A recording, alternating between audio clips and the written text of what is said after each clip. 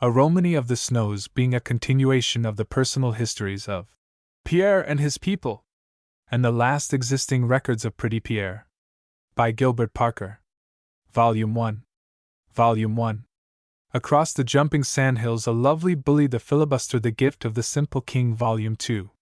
Malachi, the lake of the great slave, the red patrol, the going of the white swan at Bamber's boom. Volume 3. The bridge house, the epaulets, the house with the broken shutter, the finding of Fingal, 3 commandments, and the vulgar tongue. Volume 4. Little Babbage at Point O'Bugles, the spoil of the puma, the trail of the sun dogs, the pilot of Bellamore. Volume 5. The cruise of the 99. A Romany of the Snows, the plunderer.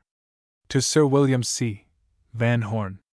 My dear Sir William, to the public it will seem fitting that these new tales of Pierre and his people should be inscribed to one whose notable career is inseparably associated with the life and development of the far north. But there is a deeper and more personal significance in this dedication, for some of the stories were begotten in late gossip by your fireside, and furthermore, my little book is given a kind of distinction, in having on its forepage the name of one well known as a connoisseur of art and a lover of literature. Believe me, dear Sir William, sincerely yours, Gilbert Parker, 7 Park Place, St. James's, London. S.W. Introduction. It can hardly be said that there were 2 series of Pierre stories. There never was but one series, in fact. Pierre moved through all the 39 stories of Pierre and his people and a Romany of the Snows without any thought on my part of putting him out of existence in one series and bringing him to life again in another. The publication of the stories was continuous, and at the time that Pierre and his people appeared, several of those which came between the covers of a Romany of the Snows were passing through the pages of magazines in England and America. All of the 39 stories might have appeared in one volume under the title of Pierre and his people, but they were published in 2 volumes with different titles in England, and in 3 volumes in America, simply because there was enough material for the 2 and the 3 volumes. In America, The Adventurer of the North was broken up into 2 volumes at the urgent request of my then publishers, Messrs. Stone and Kimball, who had the gift of producing beautiful books, but perhaps had not the same gift of business. These 2 American volumes succeeding Pierre were published under the title of An Adventurer of the North and A Romany of the Snows, respectively. Now, the latter title, A Romany of the Snows, was that which I originally chose for the volume published in England as An Adventurer of the North. I was persuaded to reject the title, A Romany of the Snows, by my English publisher, and I have never forgiven myself since for being so weak. If a publisher had the infallible instinct for these things, he would not be a publisher, he would be an author, and though an author may make mistakes like everybody else, the average of his hits will be far higher than the average of his misses in such things. The title, An Adventurer of the North, is to my mind cumbrous and rough, and difficult in the mouth.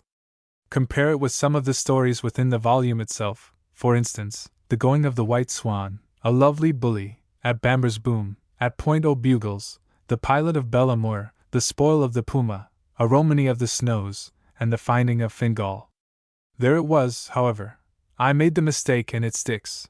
But the book now will be published in this subscription edition under the title first chosen by me, A Romany of the Snows. It really does express what Pierre was. Perhaps some of the stories in A Romany of the Snows have not the sentimental simplicity of some of the earlier stories in Pierre and his people, which take hold where a deeper and better work might not seize the general public.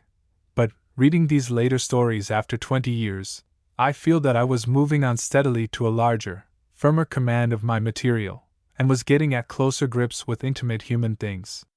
There is some proof of what I say in the fact that one of the stories in A Romany of the Snows, called The Going of the White Swan, appropriately enough published originally in Scribner's Magazine, has had an extraordinary popularity. It has been included in the programs of reciters from the Murrumbidgee to the Val, from John O'Groats to Land's End, and is now being published as a separate volume in England and America. It has been dramatized several times, and is more alive today than it was when it was published nearly 20 years ago. Almost the same may be said of the 3 commandments in the vulgar tongue. It has been said that, apart from the color, form, and setting, the incidents of these Pierre stories might have occurred anywhere. That is true beyond a doubt, and it exactly represents my attitude of mind. Every human passion, every incident springing out of a human passion today, had its counterpart in the time of Amenhotep. The only difference is in the setting, is in the language or dialect which is the vehicle of expression, and in race and character, which are the media of human idiosyncrasy. There is nothing new in anything that one may write, except the outer and visible variation of race, character, and country, which reincarnates the everlasting human ego and its Sheena. The atmosphere of a story or novel is what temperament is to a man. Atmosphere cannot be created, it is not a matter of skill, it is a matter of personality, of the power of visualization, of feeling for the thing which the mind sees. It has been said that my books possess atmosphere. This has often been said when criticism has been more or less acute upon other things. But I think that in all my experience there has never been a critic who has not credited my books with that quality. And I should say that Pierre and his people and a Romany of the snows have an atmosphere in which the beings who make the stories live seem natural to their environment. It is this quality which gives vitality to the characters themselves. Had I not been able to create atmosphere which would have given naturalness to Pierre and his friends, some of the characters, and many of the incidents, would have seemed monstrosities, melodramatic episodes merely. The truth is that while the episode, which is the first essential of a short story, was always in the very forefront of my imagination, the character or characters in the episode meant infinitely more to me. To my mind, the episode was always the consequence of character. That almost seems a paradox. But apart from the phenomena of nature, as possible incidents in a book, the episodes which make what are called human situations are, in most instances, the sequence of character and are incidental to the law of the character set in motion. As I realize it now, subconsciously, my mind and imagination were controlled by this point of view in the days of the writing of Pierre and his people. In the life and adventures of Pierre and his people I came, as I think, to a certain command of my material, without losing real sympathy with the simple nature of things. Dexterity has its dangers, and one of its dangers is artificiality. It is very difficult to be skillful and to ring true. If I have not wholly succeeded in a Romany of the snows, I think I have not wholly failed, as the continued appeal of a few of the stories would seem to show. Across the jumping sandhills. Here now, traitor, AC. Quicksands I've seen along the say shore, and up to me halfways I've been in one, wid a double and twist in the rope to pull me out, but a suckin' sand in the open plain, ah, traitor, ah! The like o' that niver a bit saw I. So said McAvoy the giant, when the thing was talked of in his presence. Well, I tell you it's true, and they're not 3 miles from Fort O'Glory. The companies, Hudson's Bay Company, men don't talk about it, what's the use? Travelers are few that way, and you can't get the Indians within miles of them. Pretty Pierre knows all about them, better than anyone else almost. He'll stand by me in it, Pierre? Pierre, the half-breed gambler and adventurer, took no notice, and was silent for a time, intent on his cigarette, and in the pause Mole the trapper said, Pierre's gone back on you, traitor. P.R.A.P.S. ye haven't paid him for the last lie. I go one better, you stand by me, my treat, that's the game. Ah, the like o' that, added McAvoy reproachfully. Ah, your tongue to the roof o' your mouth, Mole. Liars all men may be, but that's wid vim men or landlords. But, Pierre, af another man's bat like that, ah, Mole, fill your mouth wid the bowl o' your pipe.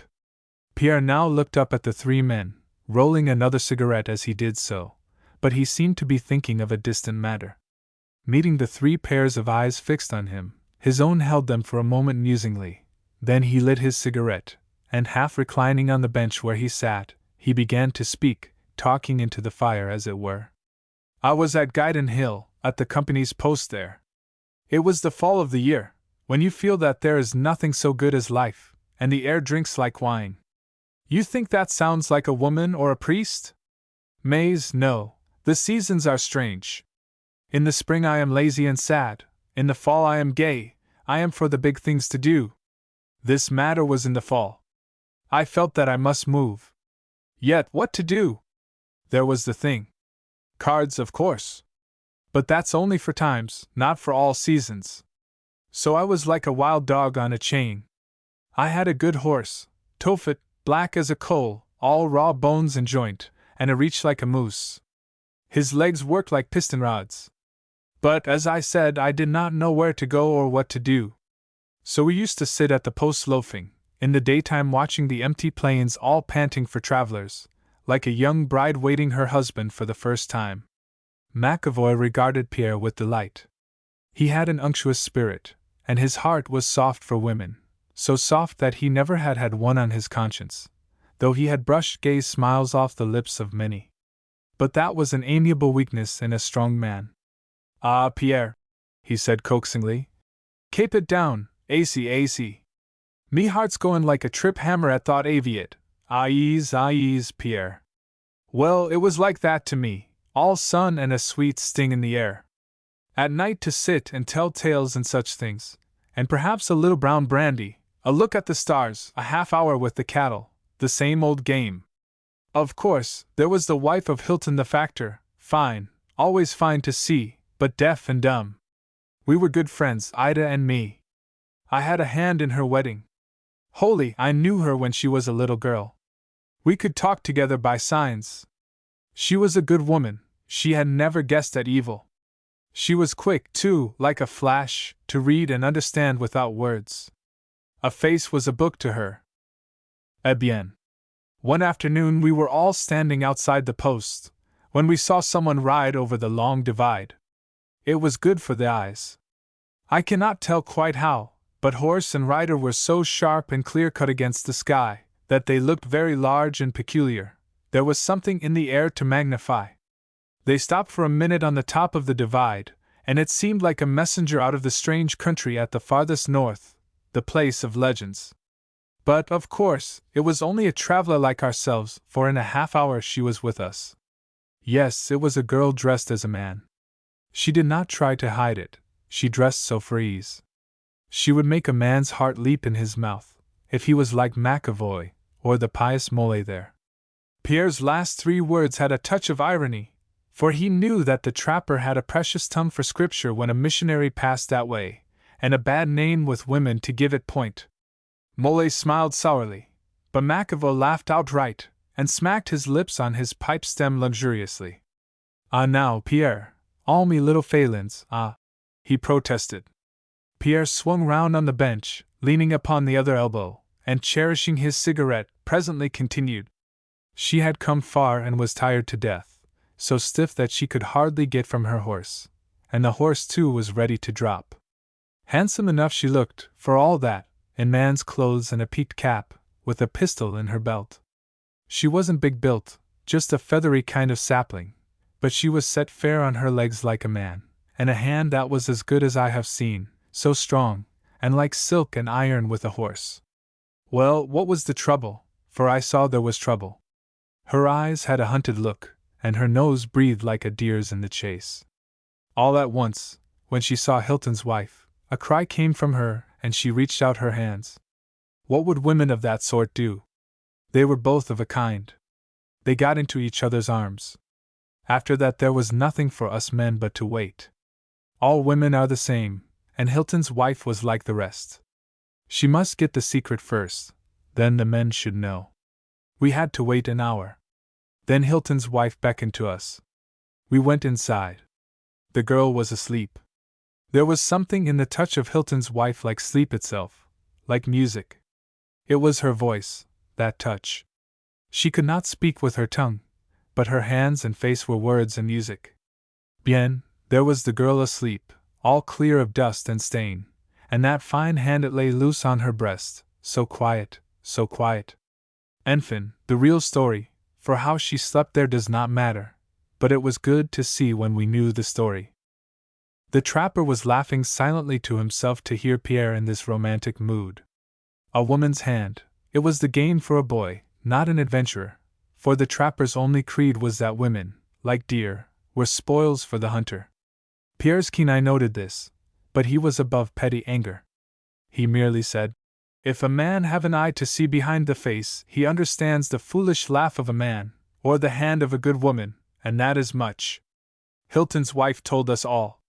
She had rode 200 miles from the southwest, and was making for Fort Micah, 60 miles farther north. For what? She had loved a man against the will of her people. There had been a feud, and Garrison, that was the lover's name, was the last on his own side. There was trouble at a company's post, and Garrison shot a half-breed. Men say he was right to shoot him, for a woman's name must be safe up here. Besides, the half-breed drew first. Well, Garrison was tried, and must go to jail for a year. At the end of that time he would be free. The girl Janie knew the day. Word had come to her. She made everything ready. She knew her brothers were watching, her 3 brothers and 2 other men who had tried to get her love. She knew also that they 5 would carry on the feud against the one man. So one night she took the best horse on the ranch and started away towards Fort Micah. Allure, you know how she got to Guidon Hill after 2 days' hard riding, enough to kill a man, and over 50 yet to do. She was sure her brothers were on her track. But if she could get to Fort Micah, and be married to Garrison before they came, she wanted no more. There were only 2 horses of use at Hilton's post then. All the rest were away, or not fit for hard travel. There was my Tophet, and a lean chestnut, with a long propelling gait, and not an ounce of loose skin on him. There was but one way, the girl must get there. Allons, what is the good? What is life without these things? The girl loves the man, she must have him in spite of all. There was only Hilton and his wife and me at the post, and Hilton was lame from a fall, and one arm in a sling. If the brothers followed, well, Hilton could not interfere, he was a company's man. But for myself, as I said, I was hungry for adventure, I had an ache in my blood for something. I was tingling to the toes, my heart was thumping in my throat. All the cords of my legs were straightening as if I was in the saddle. She slept for 3 hours. I got the 2 horses saddled. Who could tell but she might need help? I had nothing to do. I knew the shortest way to Fort Micah, every foot, and then it is good to be ready for all things. I told Hilton's wife what I had done. She was glad. She made a gesture at me as to a brother, and then began to put things in a bag for us to carry. She had settled all how it was to be. She had told the girl, "You see, a man may be, what is it they call me, a plunderer, and yet a woman will trust him, comme si. Aïes, Pierre, but she knew your hand and your tongue never went agin a woman, Pierre. Na, never a one. Ah, swait, she was, with a heart, Hilton's wife, aïes." Pierre waved McAvoy into silence. The girl waked after 3 hours with a start. Her hand caught at her heart. "Oh," she said, still staring at us, "I thought that they had come," a little after she and Hilton's wife went to another room. All at once there was a sound of horses outside, and then a knock at the door, and 4 men come in. They were the girl's hunters. It was hard to tell what to do all in a minute, but I saw at once the best thing was to act for all, and to get all the men inside the house. So I whispered to Hilton, and then pretended that I was a great man in the company. I ordered Hilton to have the horses cared for, and not giving the men time to speak, I fetched out the old brown brandy, wondering all the time what could be done. There was no sound from the other room, though I thought I heard a door open once. Hilton played the game well, and showed nothing when I ordered him about, and agreed word for word with me when I said no girl had come, laughing when they told why they were after her. More than one of them did not believe at first. But Shaw, what have I been doing all my life to let such fellows doubt me? So the end of it was that I got them all inside the house. There was one bad thing, their horses were all fresh, as Hilton whispered to me. They had only rode them a few miles. They had stole or bought them at the first ranch to the west of the post. I could not make up my mind what to do, but it was clear I must keep them quiet till something shaped. They were all drinking brandy when Hilton's wife come into the room. Her face was, mon Dieu, so innocent, so childlike. She stared at the men, and then I told them she was deaf and dumb, and I told her why they had come. Voila, it was beautiful, like nothing you ever saw. She shook her head so innocent, and then told them like a child that they were wicked to chase a girl. I could have kissed her feet. Thunder, how she fooled them! She said, would they not search the house? She said all through me, on her fingers and by signs. And I told them at once. But she told me something else, that the girl had slipped out as the last man came in, had mounted the chestnut, and would wait for me by the iron spring, a quarter of a mile away. There was the danger that some one of the men knew the finger talk, so she told me this in signs mixed up with other sentences. Good. There was now but one thing, for me to get away. So I said, laughing, to one of the men, come, and we will look after the horses, and the others can search the place with Hilton. So we went out to where the horses were tied to the railing, and led them away to the corral. Of course you will understand how I did it. I clapped a hand on his mouth, put a pistol at his head, and gagged and tied him. Then I got my Tophet, and away I went to the spring. The girl was waiting. There were few words. I gripped her hand, gave her another pistol, and then we got away on a fine moonlit trail. We had not gone a mile when I heard a faint yell far behind. My game had been found out. There was nothing to do but to ride for it now, and maybe to fight. But fighting was not good, for I might be killed, and then the girl would be caught just the same. We rode on, such a ride, the horses neck and neck, their hoofs pounding the prairie like drills, raw bone to raw bone, a hell to split gait. I knew they were after us, though I saw them but once on the crest of a divide about 3 miles behind. Hour after hour like that, with 10 minutes rest now and then at a spring or to stretch our legs. We hardly spoke to each other, but nom de Dieu! My heart was warm to this girl who had rode 150 miles in 24 hours. Just before dawn, when I was beginning to think that we should easily win the race if the girl could but hold out, if it did not kill her, the chestnut struck a leg into the crack of the prairie, and horse and girl spilt on the ground together. She could hardly move, she was so weak, and her face was like death. I put a pistol to the chestnut's head, and ended it. The girl stooped and kissed the poor beast's neck, but spoke nothing. As I helped her on my Tophet, I put my lips to the sleeve of her dress. Mother of Heaven! What could a man do? She was so damn brave. Dawn was just breaking oozy and gray at the swell of the prairie over the jumping sandhills. They lay quiet and shining in the green-brown plain, but I knew that there was a churn beneath which could set those swells of sand in motion, and make glory to God of an army. Who can tell what it is? A flood under the surface, a tidal river, what? No man knows. But they are sea monsters on the land. Every morning at sunrise they begin to eddy and roll, and who ever saw a stranger sight? Bien, I looked back. There were those 4 pirates coming on, about 3 miles away. What was there to do? The girl and myself on my blown horse were too much. Then a great idea come to me. I must reach and cross the jumping sandhills before sunrise. It was one deadly chance. When we got to the edge of the sand, they were almost a mile behind. I was all sick to my teeth as my poor Tophet stepped into the silt. Saker, how I watched the dawn! Slow, we dragged over that velvet powder. As we reached the farther side, I could feel it was beginning to move. The sun was showing like the lid of an eye along the plain. I looked back. All 4 horsemen were in the sand, plunging on towards us. By the time we touched the brown-green prairie on the farther side, the sand was rolling behind us. The girl had not looked back. She seemed too dazed. I jumped from the horse, and told her that she must push on alone to the fort, that Tophet could not carry both, that I should be in no danger. She looked at me so deep, I cannot tell how. Then stooped and kissed me between the eyes. I have never forgot. I struck Tophet, and she was gone to her happiness, for before lights out, she reached the fort and her lover's arms. But I stood looking back on the jumping sandhills. So, was there ever a sight like that? Those hills gone like a smelting floor, the sunrise spotting it with rose and yellow, and 3 horses and their riders fighting what cannot be fought. What could I do? They would have got the girl and spoiled her life, if I had not led them across, and they would have killed me if they could. Only one cried out, and then but once, in a long shriek.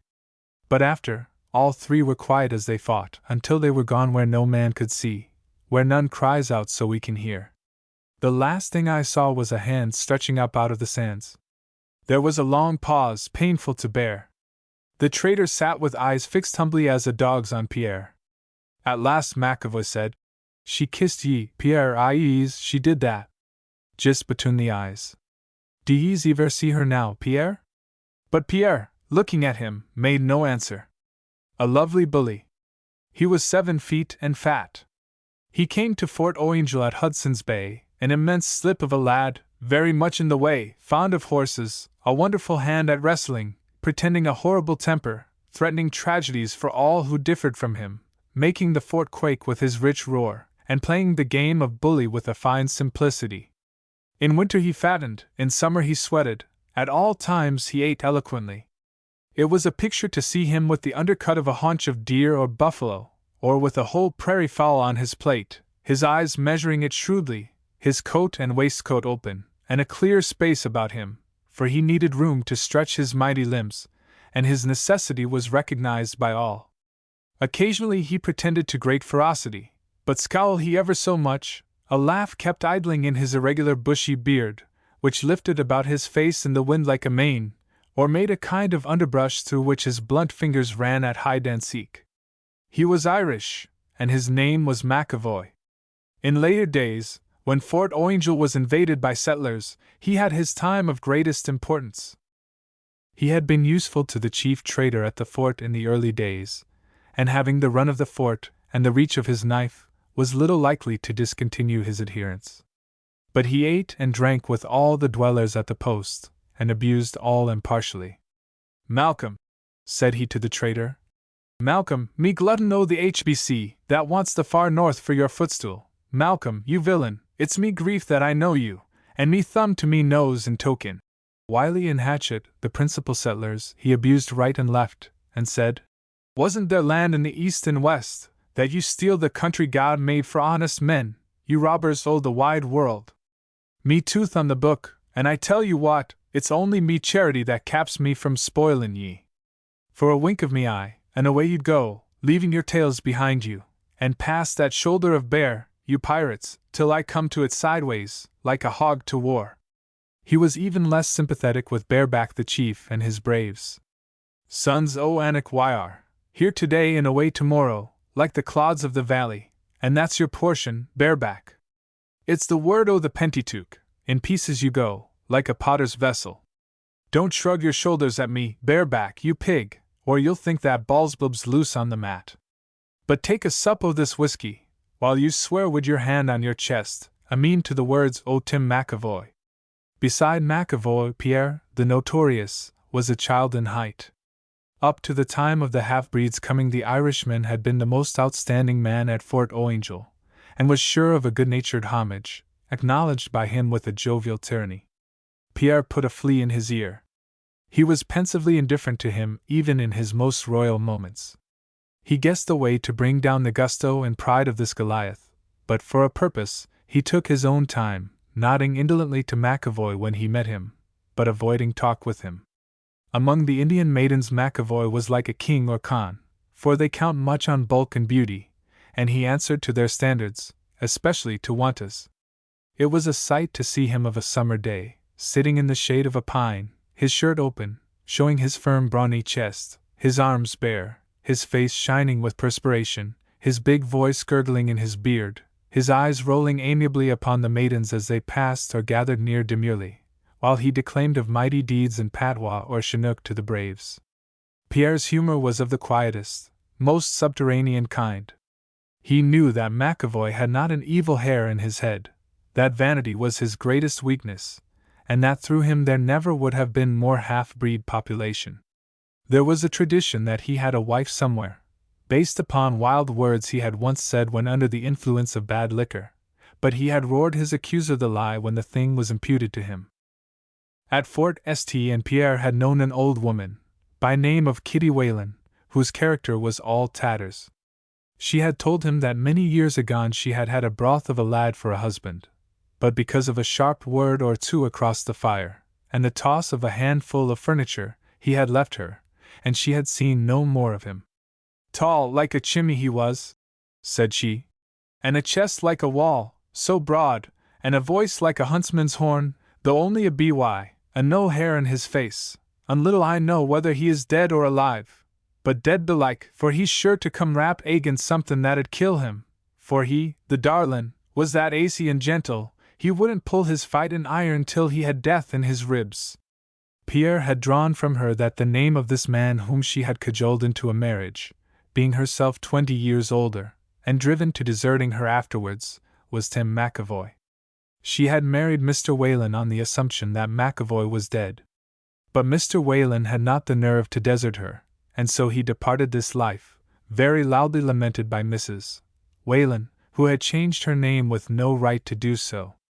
With his going her mind dwelt greatly upon the virtues of her mighty vanished Tim, and ill would it be for Tim if she found him. Pierre had travelled to Fort O'Angel almost wholly because he had Tim McAvoy in his mind. In it Mrs. Whalen had only an incidental part. His plans journeyed beyond her and her lost consort. He was determined on an expedition to capture Fort Comfort, which had been abandoned by the Great Company, and was now held by a great band of the shun-up Indians. Pierre had a taste for conquest for its own sake, though he had no personal ambition. The love of adventure was deep in him. He adored sport for its own sake. He had had a long range of experiences, some discreditable, and now he had determined on a new field for his talent. He would establish a kingdom, and resign it. In that case he must have a man to take his place. He chose McAvoy. First he must humble the giant to the earth, then make him into a great man again, with a new kind of courage. The undoing of McAvoy seemed a civic virtue. He had a long talk with Wanta, the Indian maiden most admired by McAvoy. Many a time the Irishman had cast an ogling, rolling eye on her, and had talked his loudest within her earshot, telling of splendid things he had done, making himself like another Samson as to the destruction of men, and a Hercules as to the slaying of cattle. Wanta had a sense of humor also, and when Pierre told her what was required of her, she laughed with a quick little gurgle, and showed as handsome a set of teeth as the half-breeds, which said much for her. She promised to do as he wished. So it chanced when McAvoy was at his favorite seat beneath the pine, talking to a gaping audience, Wanta and a number of Indian girls passed by. Pierre was leaning against a door smoking, not far away. McAvoy's voice became louder. "Stand them up one by one, says I, and give me a leg loose, and a fist free," and at that there was thunder and fire in the sky, and because the great McAvoy blew his breath over them they withered like the leaves, cried Wanta, laughing, but her laugh had an edge. McAvoy stopped short, open-mouthed, breathing hard in his great beard. He was astonished at Wanta's raillery, the more so when she presently snapped her fingers, and the other maidens, laughing, did the same. Some of the half-breeds snapped their fingers also in sympathy, and shrugged their shoulders. Wanta came up to him softly, patted him on the head, and said, "Like McAvoy there is nobody. He is a great brave. He is not afraid of a coyote, he has killed prairie hens in numbers as pebbles by the lakes. He has a breast like a fat ox." Here she touched the skin of his broad chest. "And he will die if you do not fight him." Then she drew back, as though in humble dread, and glided away with the other maidens, McAvoy staring after her, with a blustering kind of shame in his face. The half-breeds laughed, and one by one they got up, and walked away also. McAvoy looked round. There was no one near save Pierre, whose eye rested on him lazily. McAvoy got to his feet, muttering. This was the first time in his experience at Fort O'Angel that he had been bluffed, and by a girl, one for whom he had a very soft place in his big heart. Pierre came slowly over to him. "I'd have it out with her," said he. "She called you a bully and a brag." "Out with her?" cried McAvoy. "How can ye have it out wid a woman?" "Fight her," said Pierre pensively. "Fight her? Fight her? Holy smoke! How can you fight a woman?" "Why, what, do you fight?" asked Pierre innocently. McAvoy grinned in a wild kind of fashion. "Faith, then, why are a fool? Bring on the divil and all his angels, say I, and I'll fight them where I stand." Pierre ran his fingers down McAvoy's arm, and said, "There's time enough for that. I'd begin with the 5. "What 5, then?" "Her half-breed lovers, Big Eye, One Toe, Joe John, Saucy Boy, and Limberlegs." Her lovers? Her lovers, is it? Is there truth on wire tongue? Go to her father's tent at sunset, and you'll find one or all of them there. Oh, is that it? Said the Irishman, opening and shutting his fists. Then I'll carve their hearts out, an eighth in one by one this night. Come down to Wiley's, said Pierre. There's better company there than here. Pierre had arranged many things, and had secured partners in his little scheme for humbling the braggart. He so worked on the other's good nature that by the time they reached the settler's place, McAvoy was stretching himself with a big pride.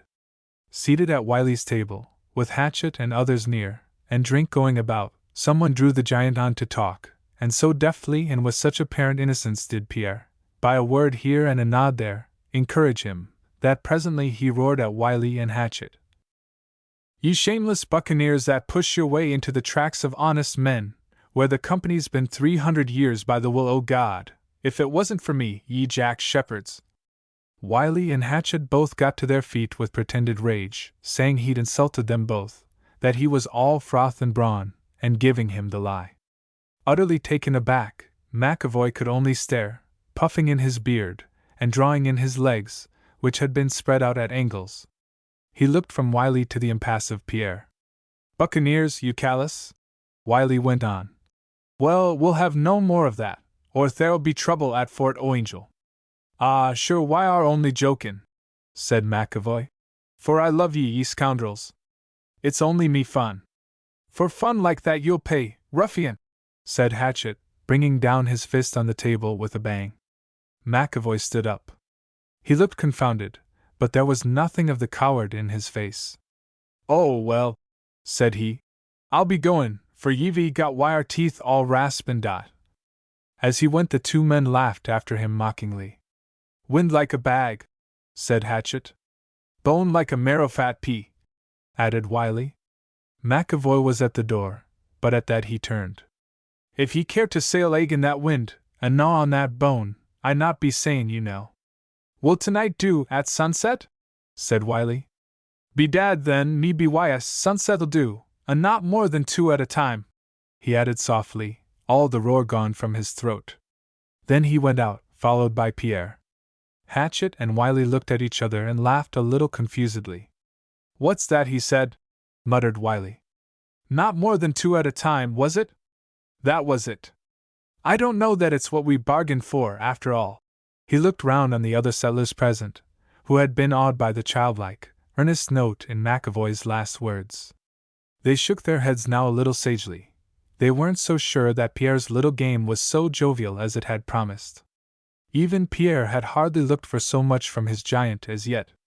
In a little while he had got McAvoy back to his old humor. What was I made for but war? Said the Irishman. And by war to keep them at peace wherever I am. Soon he was sufficiently restored in spirits to go with Pierre to Bareback's lodge, where, sitting at the tent door, with idlers about, he smoked with the chief and his braves. Again Pierre worked upon him adroitly, and again he became loud in speech, and grandly patronizing. I've stood by ye like a father, ye loafers, he said, and I give you my word, ye howlin' rogues. Here Bareback and a half-dozen braves came up suddenly from the ground, and the chief said fiercely, You speak crooked things. We are no rogues. We will fight. McAvoy's face ran red to his hair. He scratched his head a little foolishly, and gathered himself up. Sure, 'twas only me tayson, darlins, he said, but I'll be comin' again, when why are not so narvous. He turned to go away. Pierre made a sign to Bareback, and the Indian touched the giant on the arm. Will you fight? Said he. Not all o' ye at once, said McAvoy slowly, running his eye carefully along the half-dozen. Not more than 3 at a time, he added with a simple sincerity, his voice again gone like the dove's. At what time will it be convenient for ye? He asked. At sunset, said the chief. Before the fort. McAvoy nodded and walked away with Pierre, whose glance of approval at the Indians did not make them thoroughly happy. To rouse the giant was not now so easy. He had already 3 engagements of violence for sunset. Pierre directed their steps by a roundabout to the company's stores, and again there was a distinct improvement in the giant's spirits. Here at least he could be himself, he thought, here no one should say him nay. As if nerved by the idea, he plunged at once into boisterous raillery of the chief trader. "Oh ho!" he began. "Me freebooter, me Captain A.V. the looters A.V. the North." The trader snarled at him. "What do you mean by such talk to me, sir? I've had enough, we've all had enough, of your brag and bounce, for you're all sweat and swill pipe, and I give you this for your chewing, that though by the company's rules I can't go out and fight you, you may have your pick of my men for it. I'll take my pay for your insults and pounded flesh, Irish pemmican." McAvoy's face became mottled with sudden rage. He roared as, perhaps, he had never roared before. "Are ye all gone mad? I was joking wid ye, when I called ye this or that. But by the swill o' me pipe, and the sweat o' me skin, I'll drink the blood o' ye's traitor, me darlin'.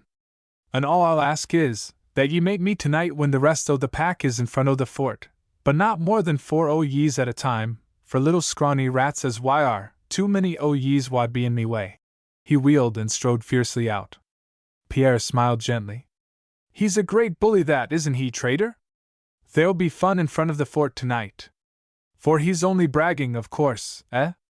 The trader nodded with no great assurance, and then Pierre said as a parting word, "You'll be there, of course, only 4 AVE," and hurried out after McAvoy, humming to himself. For the king said this, and the queen said that, but he walked away with the army. Oh!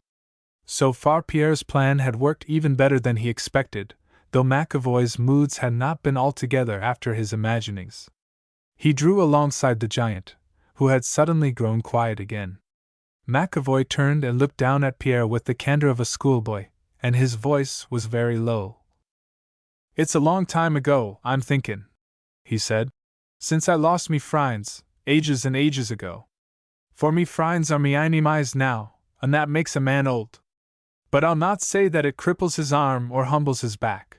He drew his arm up once or twice and shot it out straight into the air like a catapult.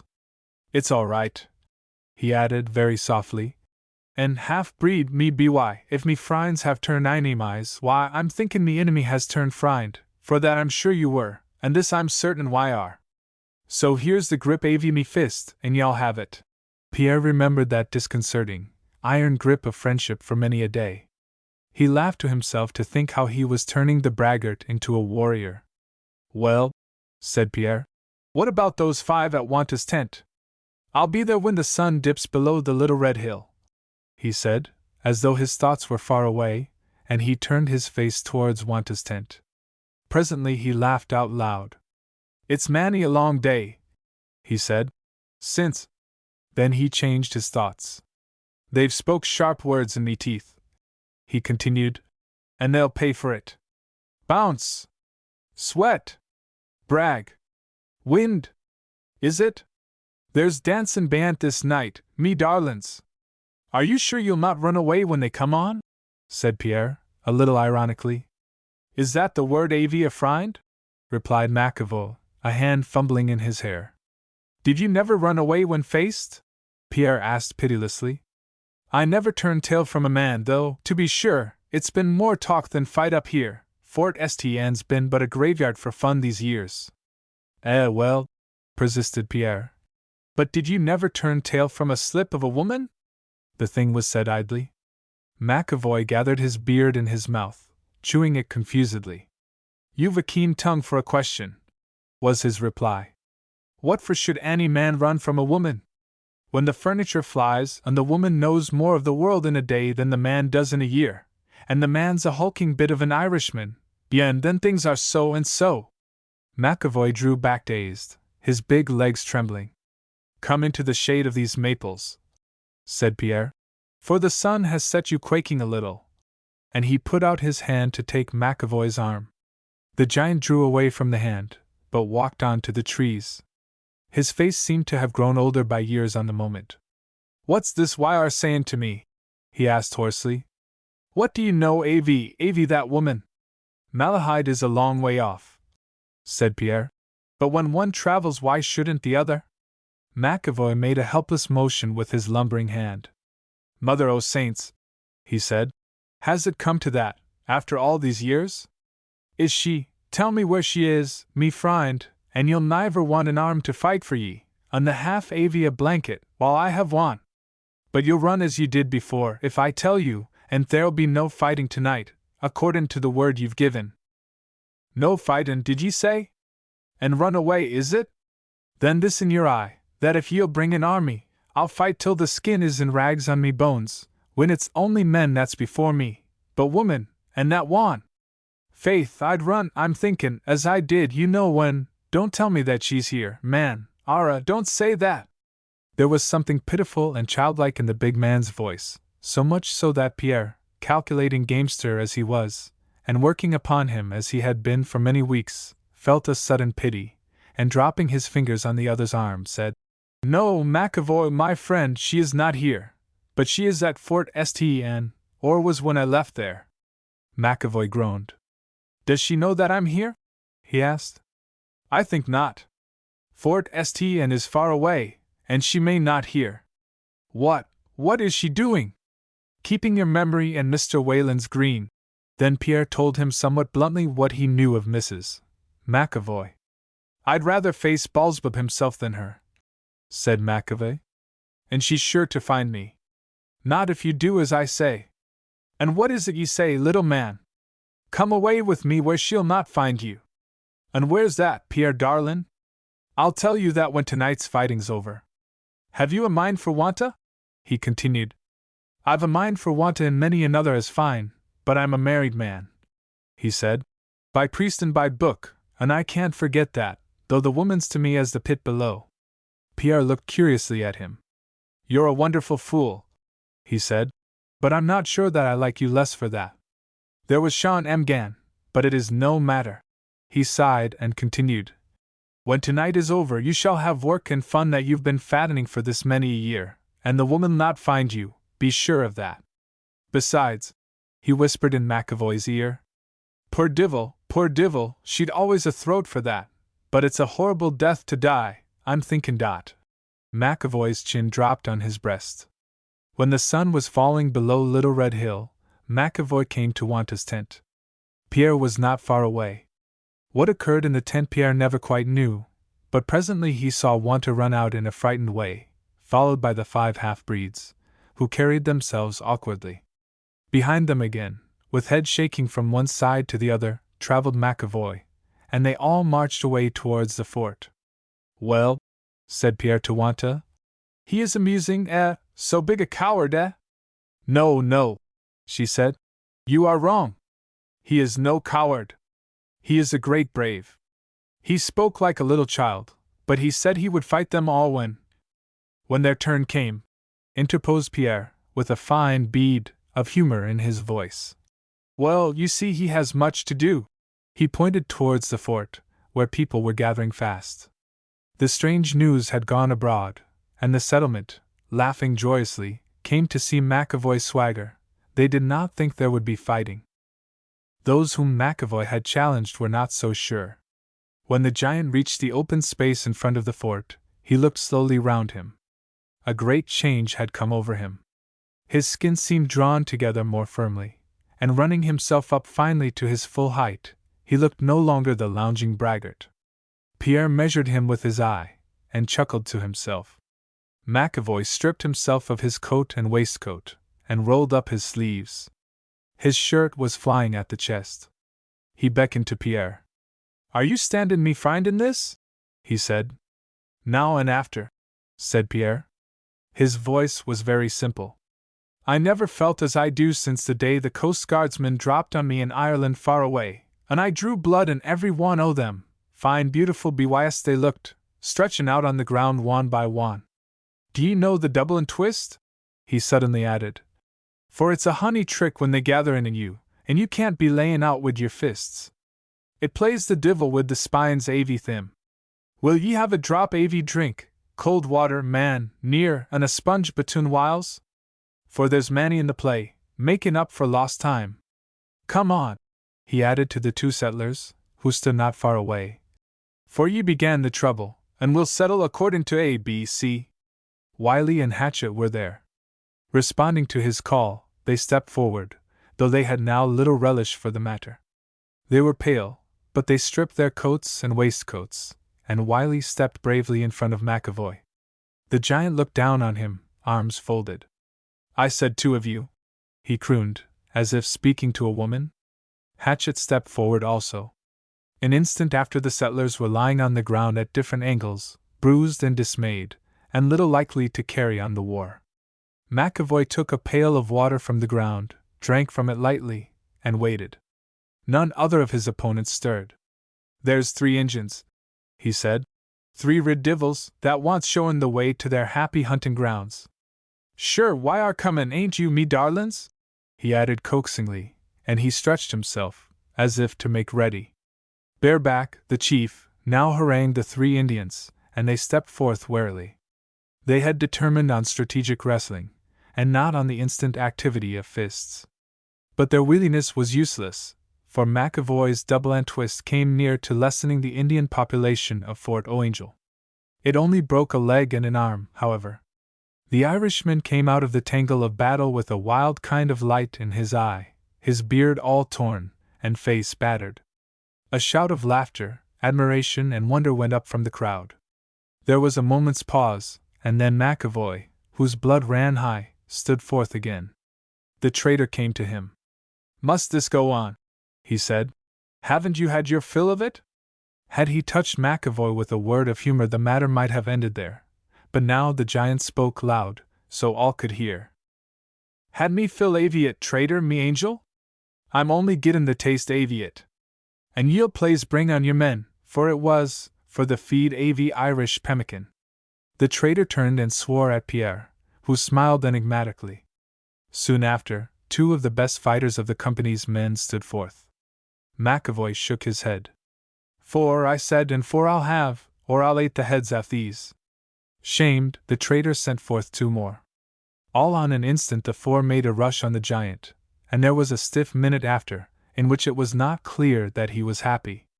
Blows rattled on him, and 1 or 2 he got on the head, just as he tossed a man spinning senseless across the grass, which sent him staggering backwards for a moment, sick and stunned.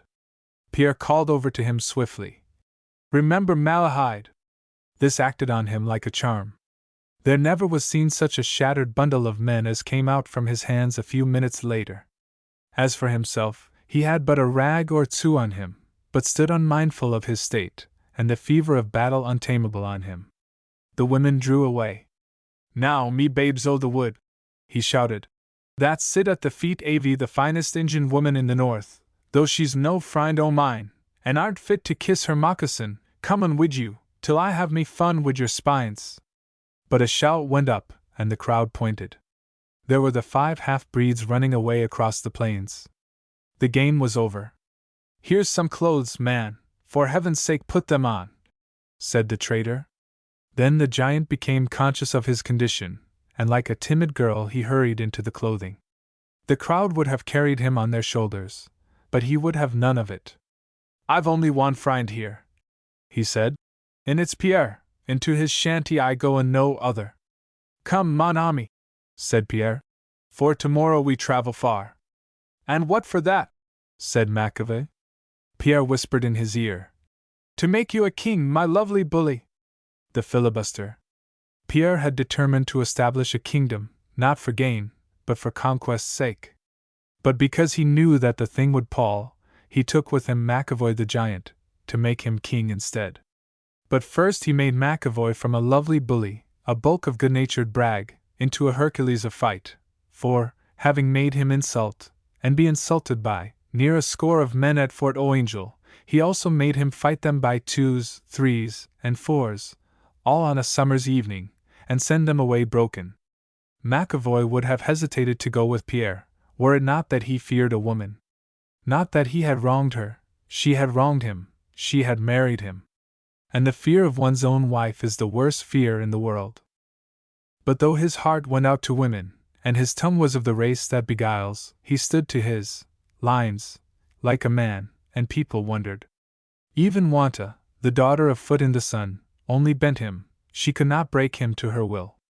Pierre turned her shy coaxing into irony. That was on the day when all Fort O'Angel conspired to prove McAvoy a child and not a warrior. But when she saw what she had done, and that the giant was greater than his years of brag, she repented, and hung a dead coyote at Pierre's door as a sign of her contempt. Pierre watched McAvoy, sitting with a sponge of vinegar to his head, for he had had nasty joltings in his great fight. A little laugh came crinkling up to the half-breed's lips, but dissolved into silence. "We'll start in the morning," he said. McAvoy looked up. "When you plays, but a word in your ear, are you sure she'll not follow us?" "She doesn't know. Fort St. is in the south, and Fort Comfort, where we go, is far north. But if she can," the big man persisted, "you will be a king, you can do as other kings have done." Pierre chuckled.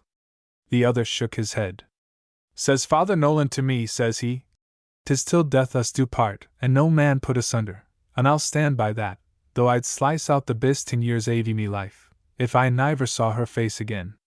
But the girl, Wanta, what a queen she'd make! Marry her yourself, and be king yourself, and be damned to you. For she, like the rest, laughed in me face, when I told them of the day when I— That's nothing. She hung a dead coyote at my door. You don't know women. There'll be your breed and hers abroad in the land one day." McAvoy stretched to his feet. He was so tall that he could not stand upright in the room. He towered over Pierre, who blandly eyed him. "I've another word for your ear," he said darkly. "Keep clear avy the likes o' that would me. For I've swallowed a tribe avy divils. It's fighting you want. Well, I'll do it. I've an itch for the throats avy men, but a fool I'll be no more wid women, white or red, that hellcat that spoilt me life and killed me child, or—" A sob clutched him in the throat. "You had a child, then?" asked Pierre gently. "An angel she was, wid hair like the sun, and dee melt the heart avy an iron god, none like her above or below. But the mother, the mother of her! One day when she'd said a sharp word, wid another from me, and the child clinging to her dress, she turned quick and struck it, mayoneen to anger me. Not so hard the blow was, but it sent the darlin's head agin the chimney stone, and that was the end avy it. For she took to her bed, and agin the crowin' o' the cock one midnight she gives a little cry and snatched at me beard. 'Daddy,' says she, 'Daddy, it hurts,' and then she floats away, wid a stitch avy pain at her lips." McAvoy sat down now, his fingers fumbling in his beard. Pierre was uncomfortable. He could hear of battle, murder, and sudden death unmoved, it seemed to him in the game, but the tragedy of a child, a mere counter yet in the play of life, that was different. He slid a hand over the table, and caught McAvoy's arm. "Poor little waif," he said.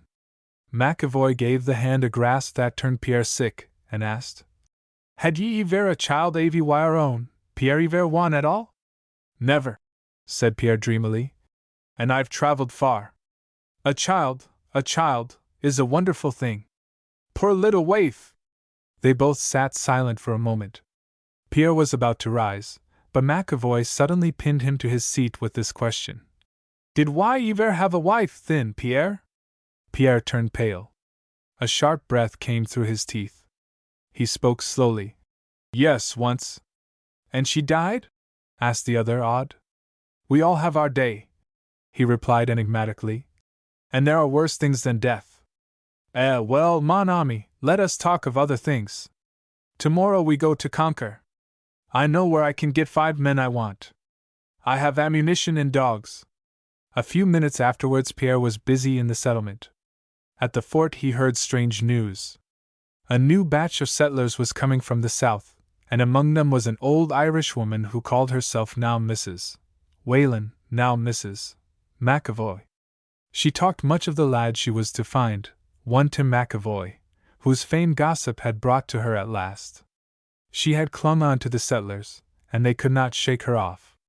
She was comin', she said, to her own darlin' B.Y., from whom she'd been parted many a year, believin' him dead, or Tom Whalen had niver touched hand o' hers. The bearer of the news had but just arrived, and he told it only to the chief trader and Pierre. At a word from Pierre the man promised to hold his peace. Then Pierre went to Wanta's lodge. He found her with her father alone, her head at her knees. When she heard his voice she looked up sharply, and added a sharp word also. Wait, he said. Women are such fools. You snapped your fingers in his face, and laughed at him. Bien, that is nothing. He has proved himself great. That is something. He will be greater still, if the other woman does not find him. She should die, but then some women have no sense. The other woman, said Wanta, starting to her feet. Who is the other woman? Old Foot in the Sun waked and sat up, but seeing that it was Pierre, dropped again to sleep. Pierre, he knew, was no peril to any woman. Besides, Wanta hated the half-breed, as he thought. Pierre told the girl the story of McAvoy's life, for he knew that she loved the man after her heathen fashion, and that she could be trusted. I do not care for that, she said when he had finished. It is nothing. I would go with him. I should be his wife, the other should die. I would kill her, if she would fight me.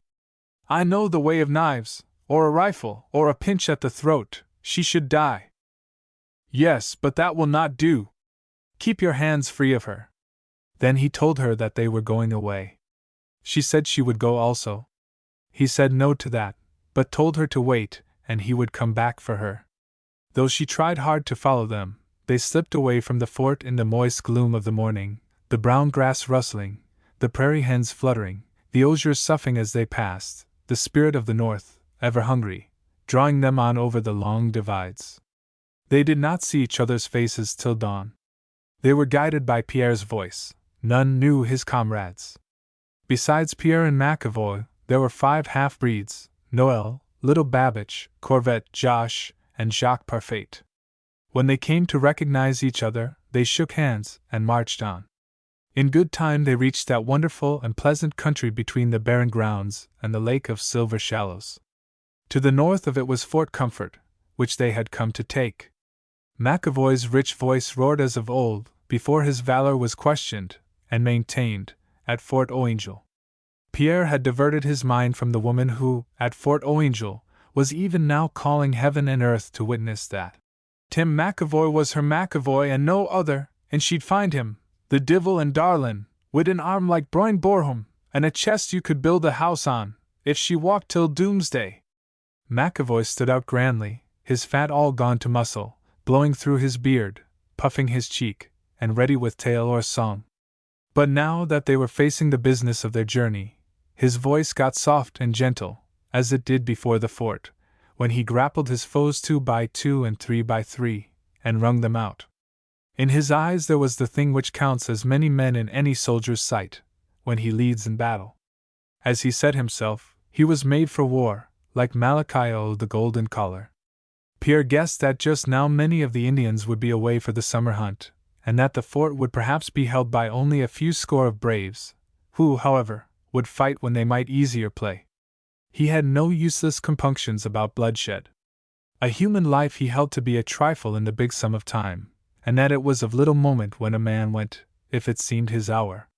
He lived up to his creed, for he had ever held his own life as a bird upon a housetop, which a chance stone might drop. He was glad afterwards that he had decided to fight, for there was one in Fort Comfort against whom he had an old grudge, the Indian, Young Eye, who, many years before, had been one to help in killing the good Father Halen, the priest who dropped the water on his forehead and set the cross on top of that, when he was at his mother's breasts. One by one the murderers had been killed, save this man. He had wandered north, lived on the Coppermine River for a long time, and at length had come down among the warring tribes at the Lake of Silver Shallows. Pierre was for direct attack. They crossed the lake in their canoes, at a point about 5 miles from the fort, and, so far as they could tell, without being seen. Then ammunition went round, and they marched upon the fort. Pierre eyed McAvoy, measured him, as it were, for what he was worth. The giant seemed happy. He was humming a tune softly through his beard. Suddenly José paused, dropped to the foot of a pine, and put his ear to it. Pierre understood. He had caught at the same thing. "There is a dance on," said José. "I can hear the drum." Pierre thought a minute. "We will reconnoiter," he said presently. "It is near night now," remarked Little Babbage. "I know something of these. When they have a great snake dance at night, strange things happen. Then he spoke in a low tone to Pierre. They halted in the bush, and little Babbage went forward to spy upon the fort. He came back just after sunset, reporting that the Indians were feasting. He had crept near, and had learned that the braves were expected back from the hunt that night, and that the feast was for their welcome. The fort stood in an open space, with tall trees for a background. In front, here and there, were juniper and tamarack bushes.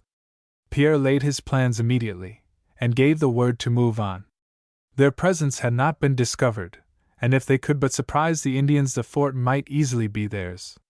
They made a detour, and after an hour came upon the fort from behind. Pierre himself went forward cautiously, leaving McAvoy in command. When he came again, he said, "It's a fine sight, and the way is open. They are feasting and dancing.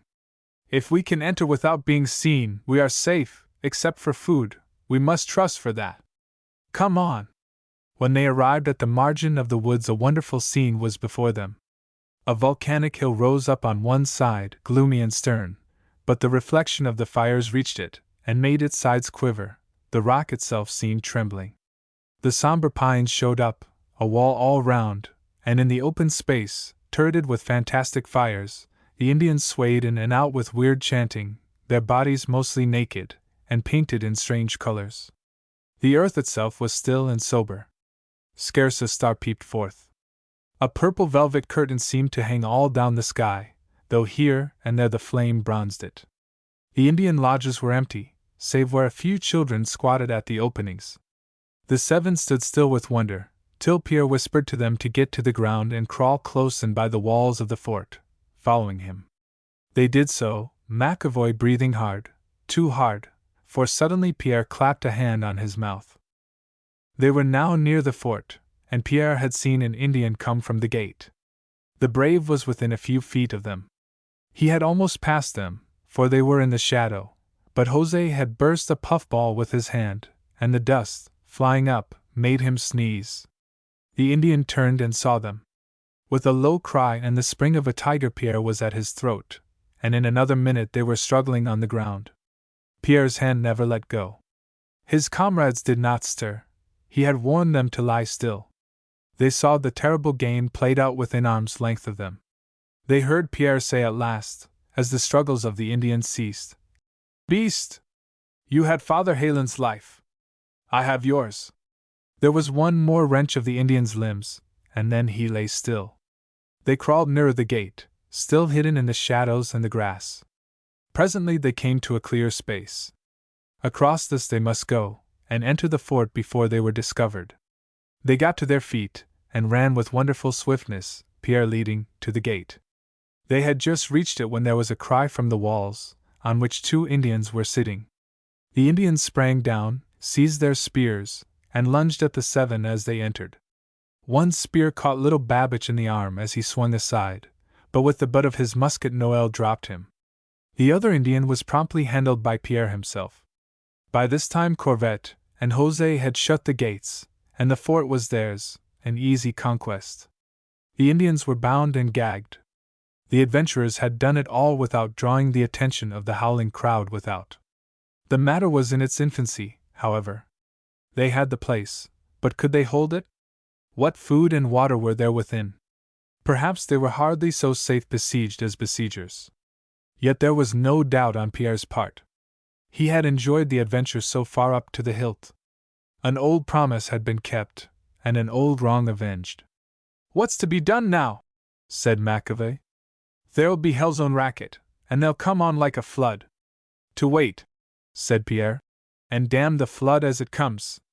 But not a bullet till I give the word. Take to the chinks. We'll have them soon." He was right, they came soon. Someone had found the dead body of young I. Then it was discovered that the gate was shut. A great shout went up. The Indians ran to their lodges for spears and hatchets, though the weapons of many were within the fort, and soon they were about the place, shouting in impotent rage. They could not tell how many invaders were in the fort. They suspected it was the Little Skins, their ancient enemies. But young I, they saw, had not been scalped. This was brought to the old chief, and he called to his men to fall back. They had not seen one man of the invaders. All was silent and dark within the fort. Even the 2 torches which had been burning above the gate were down. At that moment, as if to add to the strangeness, a caribou came suddenly through the fires, and, passing not far from the bewildered Indians, plunged into the trees behind the fort. The caribou is credited with great powers. It is thought to understand all that is said to it, and to be able to take the form of a spirit. No Indian will come near it till it is dead, and he that kills it out of season is supposed to bring down all manner of evil.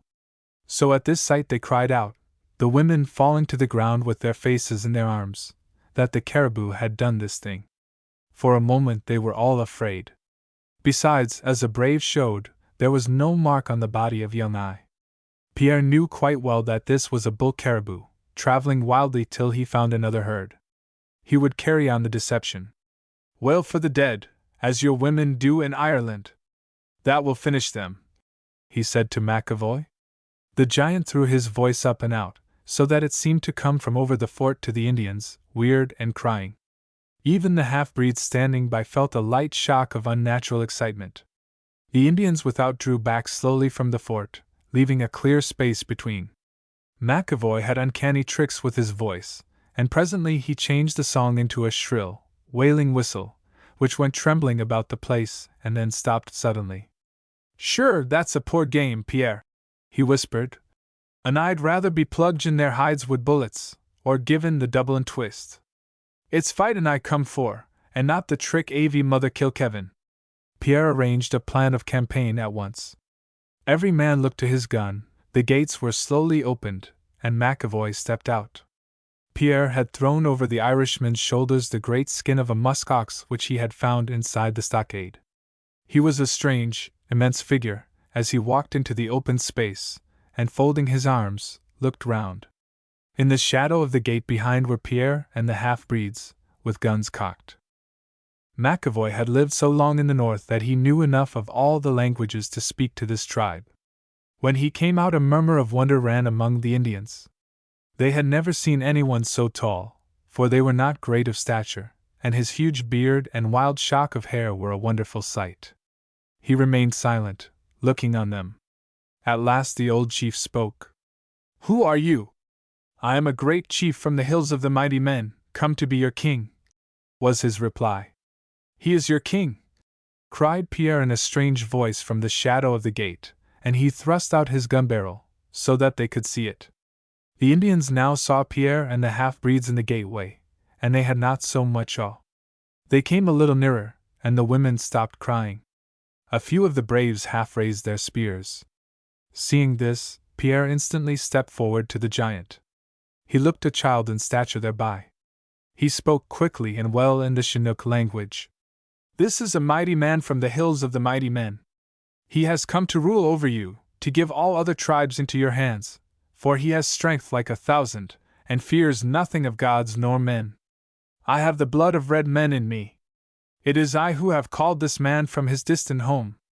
I heard of your fighting and foolishness, also that warriors were to come from the south country to scatter your wives and children, and to make you slaves. I pitied you, and I have brought you a chief greater than any other. Throw your spears upon the ground, and all will be well, but raise one to throw, or one arrow, or axe, and there shall be death among you, so that as a people you shall die. The spirits are with us. Well? The Indians drew a little nearer, but they did not drop their spears, for the old chief forbade them. We are no dogs nor cowards, he said, though the spirits be with you, as we believe. We have seen strange things. He pointed to young I. And heard voices not of men, but we would see great things as well as strange. There are 7 men of the Little Skins tribe within a lodge yonder. They were to die when our braves returned from the hunt, and for that we prepared the feast. But this mighty man, he shall fight them all at once, and if he kills them he shall be our king. In the name of my tribe I speak. And this other, pointing to Pierre, he shall also fight with a strong man of our tribe, so that we shall know if you are all brave, and not as those who crawl at the knees of the mighty. This was more than Pierre had bargained for. 7 men at McAvoy, and Indians too, fighting for their lives, was a contract of weight. But McAvoy was blowing in his beard cheerfully enough. "Let me choose me ground," he said. "Win me back to the wall, and I'll take them as they come." Pierre instantly interpreted this to the Indians, and said for himself that he would welcome their strongest man at the point of a knife when he chose. The chief gave an order, and the little skins were brought. The fires still burned brightly, and the breathing of the pines, as a slight wind rose and stirred them, came softly over. The Indians stood off at the command of the chief. McAvoy drew back to the wall, dropped the muskox skin to the ground, and stripped himself to the waist. But in his waistband there was what none of these Indians had ever seen, a small revolver that barked ever so softly. In the hands of each little skin there was put a knife, and they were told their cheerful exercise. They came on cautiously, and then suddenly closed in, knives flashing. But McAvoy's little bulldog barked, and one dropped to the ground. The others fell back. The wounded man drew up, made a lunge at McAvoy, but missed him. As if ashamed, the other 6 came on again at a spring. But again the weapon did its work smartly, and one more came down. Now the giant put it away, ran in upon the 5, and cut right and left. So sudden and massive was his rush that they had no chance. 3 fell at his blows, and then he drew back swiftly to the wall. "Drop your knives," he said as they cowered, "or I'll kill you all." They did so. He dropped his own. "Now come on, ye Scots!" he cried, and suddenly he reached and caught them, one with each arm, and wrestled with them, till he bent the one like a willow rod, and dropped him with a broken back, while the other was at his mercy. Suddenly loosing him, he turned him towards the woods, and said, "Run, ye rid divil, run for wire life!" A dozen spears were raised, but the rifles of Pierre's men came in between. The Indian reached cover and was gone. Of the 6 others, 2 had been killed, the rest were severely wounded, and McAvoy had not a scratch. Pierre smiled grimly. "You've been doing all the fighting, McAvoy," he said. "There's no been a king for nothin'," he replied, wiping blood from his beard.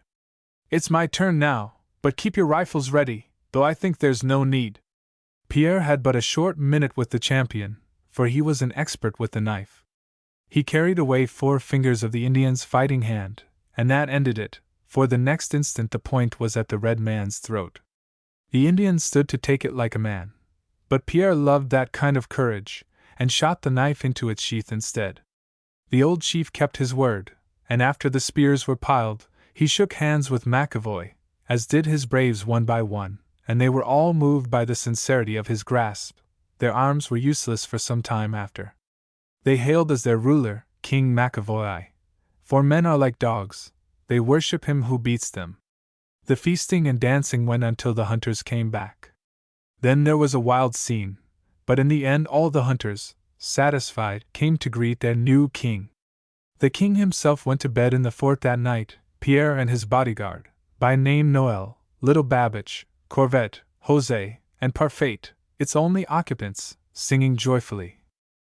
"Did yez ever hear tell o' Long Barney, that come from the groves o' Killarney?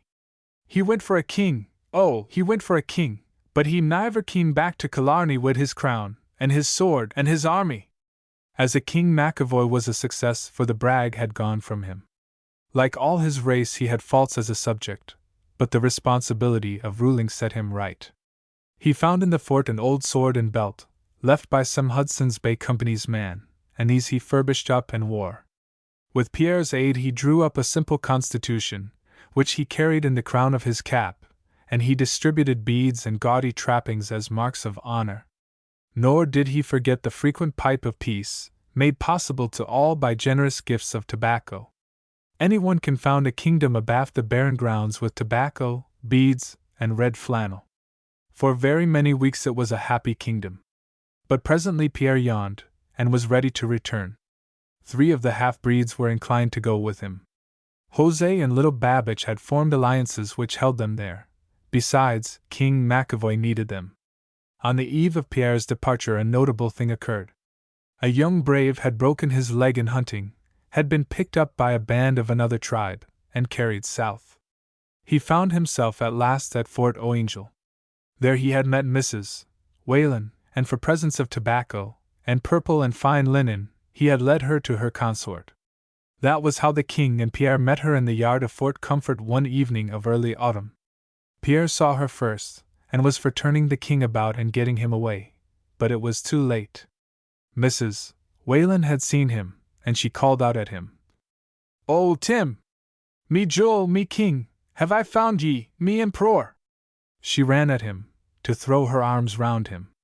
He stepped back, the red of his face going white, and said, stretching out his hand, "Woman, why are me wife, I know, whatever why'd be, and why've ye right to have shelter and bread avy me, but me arms and me bed are me own to cape or to give, and by God, ye shall have nae the one nor the other. There's a ditch as wide as hell between us." The Indians had gathered quickly, they filled the yard, and crowded the gate. The woman went wild, for she had been drinking. She ran at McAvoy and spat in his face, and called down such a curse on him as, whoever hears, be he one that's cursed or any other, shudders at till he dies. Then she fell in a fit at his feet.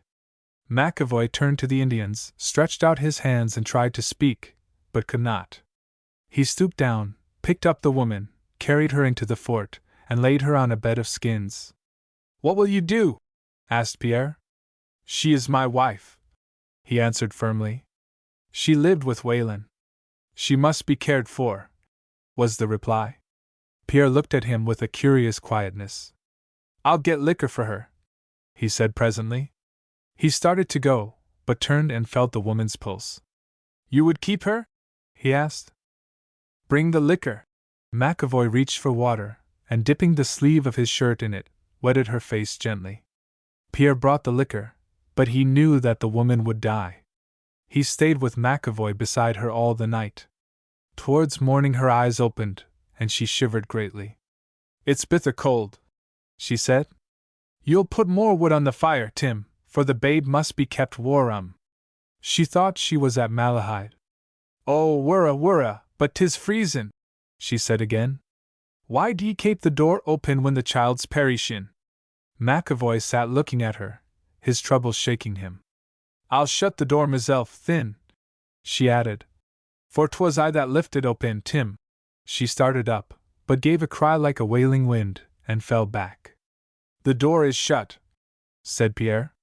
"But the child," said McAvoy, tears running down his face and beard. The gift of the simple king. Once McAvoy the giant ruled a tribe of northern people, achieving the dignity by the hands of Pierre, who called him King McAvoy. Then came a time when, tiring of his kingship, he journeyed south, leaving all behind, even his queen, Wanta, who, in her bed of cypresses and yarrow, came forth no more into the morning. About Fort Guyton they still gave him his title, and because of his guilelessness, sincerity, and generosity, Pierre called him the simple king. His 7 feet and over shambled about, suggesting unjointed power, unshackled force.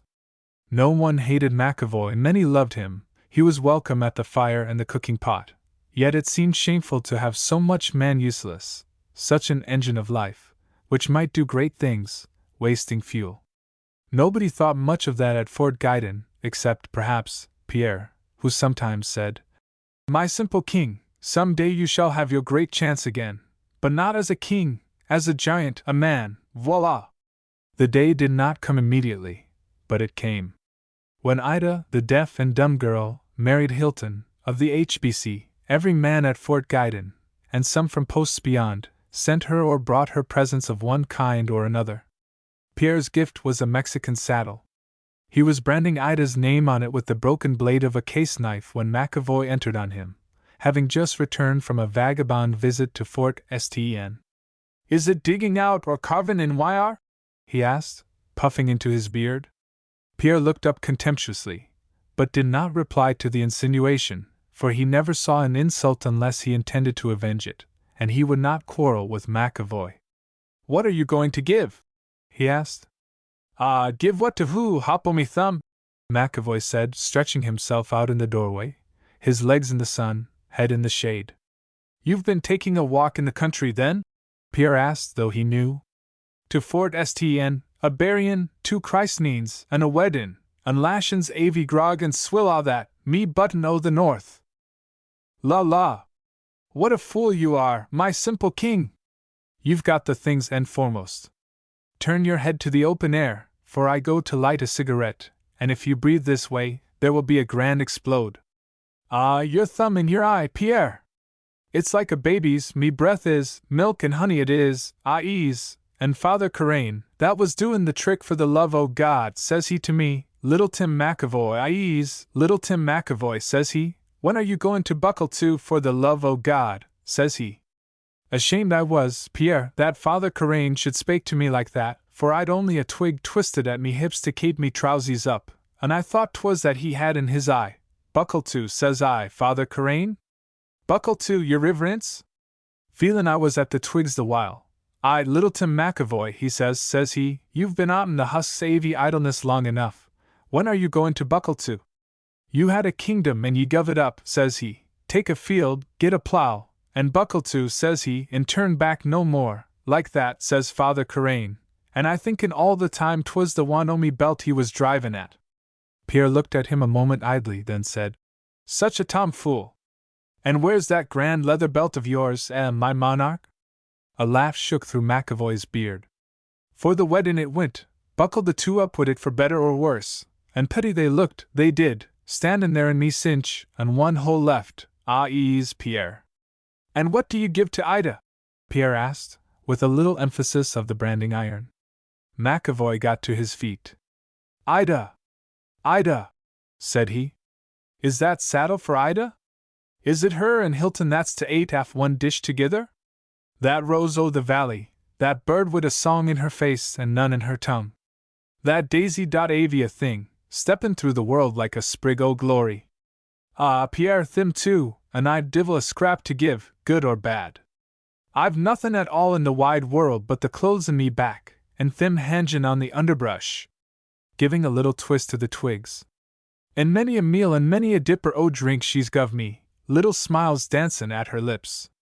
He sat down in the doorway again, with his face turned towards Pierre, and the back of his head in the sun. He was a picture of perfect health, sumptuous, huge, a bull in beauty, the heart of a child looking out of his eyes, but a sort of despair, too, in his bearing. Pierre watched him with a furtive humor for a time, then he said languidly, Never mind your clothes, give yourself. Your tongue in your cheek, me spot o' vinegar. Give meself. What's that for? A putty weddin' gift, says I? Handy thing to have in the house. Use me for a clothes horse, or stand me in the garden for a fairy bower I ease, wid a hole in me face that'd ate them out o' house and home. Pierre drew a piece of brown paper towards him, and wrote on it with a burned match. Presently he held it up. Voila, my simple king, the thing for you to do, a grand gift, and to cost you nothing now. Come, read it out, and tell me what you think.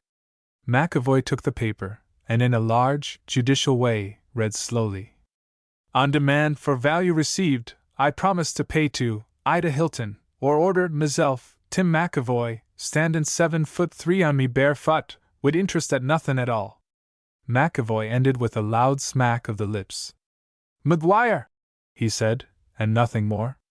McGuire was his strongest expression.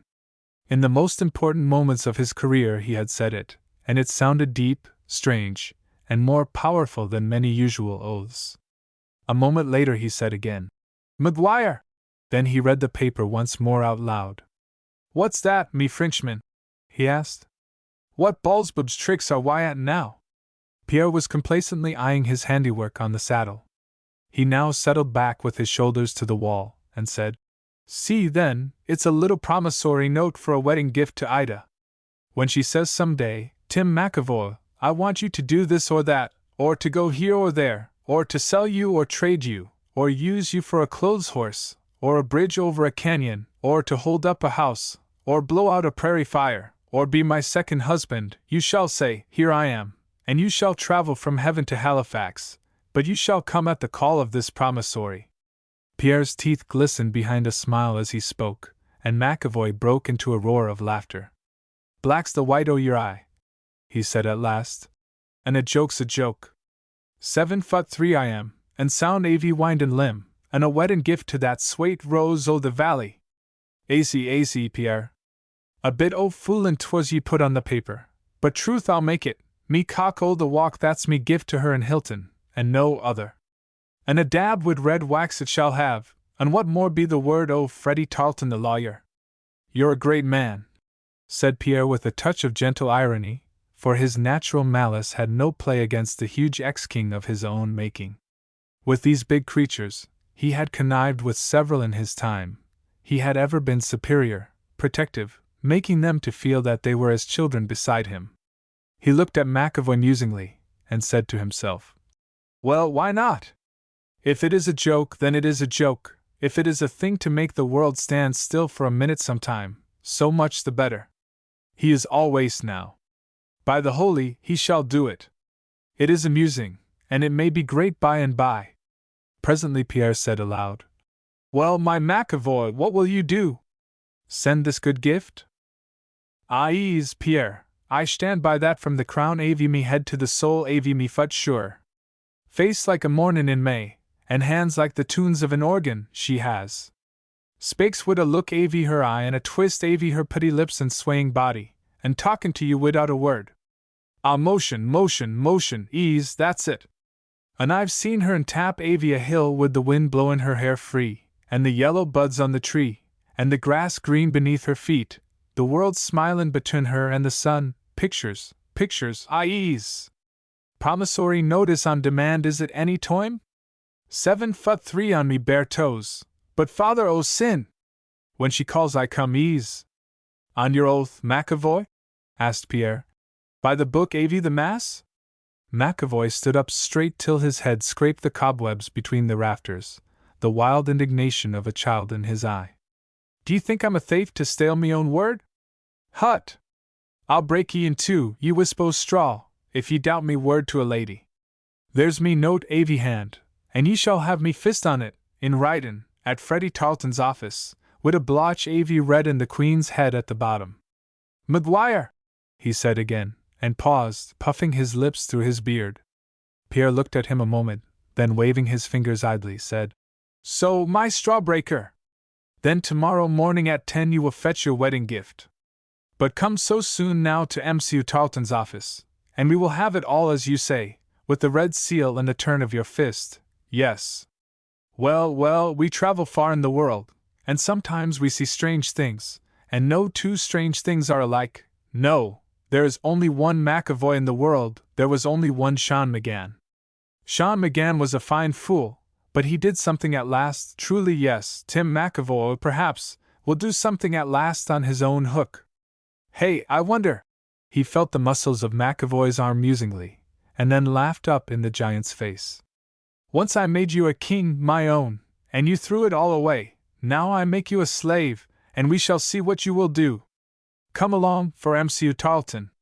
McAvoy dropped a heavy hand on Pierre's shoulder. "'Tis hard to be a king, Pierre, but 'tis aisy to be a slave for the likes o' her. I'd kiss her dirty shoes sure." As they passed through the door, Pierre said, "'Dis done, perhaps, when all is done, she will sell you for old bones and rags. Then I will buy you, and I will burn your bones in the rags, and I will scatter to the four winds of the earth the ashes of a king, a slave, a fool, and an Irishman, truly. Bedad, ye'll have more earth in your hands then, Pierre, than ye'll ever earn, and more heaven than ye'll ever stand in."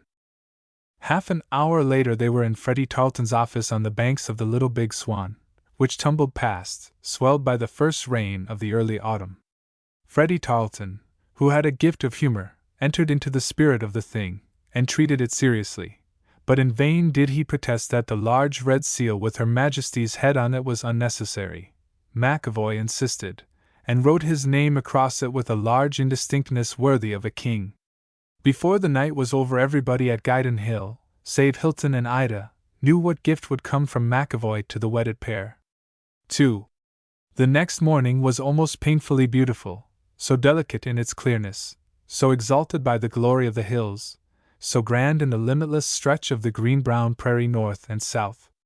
It was a day for God's creatures to meet in, and speed away, and having flown round the boundaries of that spacious domain, to return again to the nest of home on the large plateau between the sea and the stars. Gathered about Ida's home was everybody who lived within a radius of 100 miles. In the large front room all the presents were set: rich furs from the far north, cunningly carved bowls, rocking chairs made by hand, knives, cooking utensils, a copy of Shakespeare in 6 volumes from the Protestant missionary who performed the ceremony, a nugget of gold from the long light river, and outside the door, a horse, Hilton's own present to his wife, on which was put Pierre's saddle, with its silver mounting and Ida's name branded deep on pommel and flap. When McAvoy arrived, a cheer went up, which was carried on waves of laughter into the house to Hilton and Ida, who even then were listening to the first words of the brief service which begins, "I charge you both if you do know any just cause or impediment," and so on. They did not turn to see what it was, for just at that moment they themselves were the very center of the universe. Ida being deaf and dumb, it was necessary to interpret to her the words of the service by signs, as the missionary read it, and this was done by Pierre himself, the half-breed Catholic, the man who had brought Hilton and Ida together, for he and Ida had been old friends. After Father Corain had taught her the language of signs, Pierre had learned them from her, until at last his gestures had become as vital as her own. The delicate precision of his every movement, the suggestiveness of look and motion, were suited to a language which was nearer to the instincts of his own nature than word of mouth. All men did not trust Pierre, but all women did. With those he had a touch of Machiavelli, with these he had no sign of Mephistopheles, and few were the occasions in his life when he showed outward tenderness thither, which was equally effective. He had learnt, or knew by instinct, that exclusiveness as to men and indifference as to women are the greatest influences on both. As he stood there, slowly interpreting to Ida, by graceful elusive signs, the words of the service, one could not think that behind his impassive face there was any feeling for the man or for the woman. He had that disdainful smile which men acquire who are all their lives aloof from the hopes of the hearthstone, and acknowledge no laws but their own. More than once the eyes of the girl filled with tears, as the pregnancy of some phrase in the service came home to her. Her face responded to Pierre's gestures, as do one's nerves to the delights of good music, and there was something so unique, so impressive in the ceremony, that the laughter which had greeted McAvoy passed away, and a dead silence, beginning from where the two stood, crept out until it covered all the prairie. Nothing was heard except Hilton's voice in strong tones saying, "I take thee to be my wedded wife," etc. But when the last words of the service were said, and the new-made bride turned to her husband's embrace, and a little sound of joy broke from her lips, there was plenty of noise and laughter again, for McAvoy stood in the doorway, or rather outside it, stooping to look in upon the scene. Someone had lent him the cinch of a bronco, and he had belted himself with it, no longer carrying his clothes about.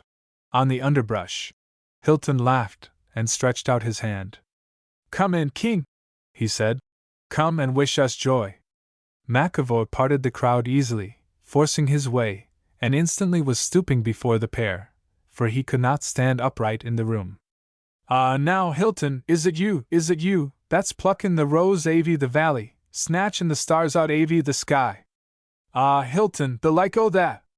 Travelled down I did yesterday from Fort St.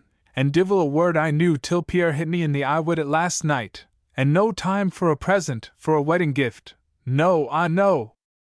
Just here Ida reached up and touched him on the shoulder. He smiled down on her, puffing and blowing in his beard, bursting to speak to her, yet knowing no word by signs to say, but he nodded his head at her, and he patted Hilton's shoulder, and he took their hands and joined them together, hers on top of Hilton's, and shook them in one of his own till she almost winced. Presently, with a look at Hilton, who nodded in reply, Ida lifted her cheek to McAvoy to kiss, McAvoy, the idle, ill-cared-for, boisterous giant. His face became red like that of a child caught in an awkward act, and with an absurd shyness he stooped and touched her cheek. Then he turned to Hilton, and blurted out, "Ah, the rose o' the valley, the pride o' the wide world! Ah, the bloom o' the hills! I'd have kissed her dirty shoe! McQuire!" A burst of laughter rolled out on the clear air of the prairie, and the hills seemed to stir with the pleasure of life. Then it was that McAvoy, following Hilton and Ida outside, suddenly stopped beside the horse, drew from his pocket the promissory note that Pierre had written, and said, "Ease, but all the wedding gifts aren't in. 'Tis nothin' I had to give divil a cent in the world, divil a pound avy bocce, or a pot for the fire, or a bit avy linen for the table. Nothin' but meself and me dirty clothes, standin' 7 foot 3 in me bare toes. What was I to do? There was only meself to give, so I give it free and hearty, and here it is with the Queen's head in it, done in Mr. Tarleton's office. Ye'd better had a dog, or a gun, or a ladder, or a horse, or a saddle, or a quart o' brown brandy, but such as it is I give it ye. I give it to the Rose o' the Valley and the Star o' the wide world." In a loud voice he read the promissory note, and handed it to Ida. Men laughed till there were tears in their eyes, and a keg of whiskey was opened, but somehow Ida did not laugh.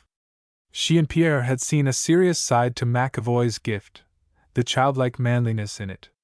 It went home to her woman's heart without a touch of ludicrousness, without a sound of laughter. 3. After a time the interest in this wedding gift declined at Fort Gaydon, and but 3 people remembered it with any singular distinctness: Ida, Pierre, and McAvoy. Pierre was interested, for in his primitive mind he knew that, however wild a promise, life is so wild in its events, there comes the hour for redemption of all IOUs. Meanwhile, weeks, months, and even a couple of years passed, McAvoy and Pierre coming and going, sometimes together, sometimes not, in all manner of words at war, in all manner of fact at peace. And Ida, out of the bounty of her nature, gave the 2 vagabonds a place at her fireside whenever they chose to come. Perhaps, where speech was not given, a gift of divination entered into her instead, and she valued what others found useless, and held aloof from what others found good. She had powers which had ever been the admiration of Gaydon Hill. Birds and animals were her friends, she called them her kinsmen.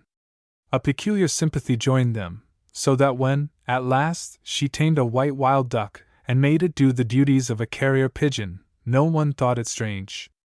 Up in the hills, beside the White Sun River, lived her sister and her sister's children, and by, the duck carried messages back and forth, so that when, in the winter, Ida's health became delicate, she had comfort in the solicitude and cheerfulness of her sister, and the gaiety of the young birds of her nest, who sent Ida many a sprightly message and tales of their good vagrancy in the hills.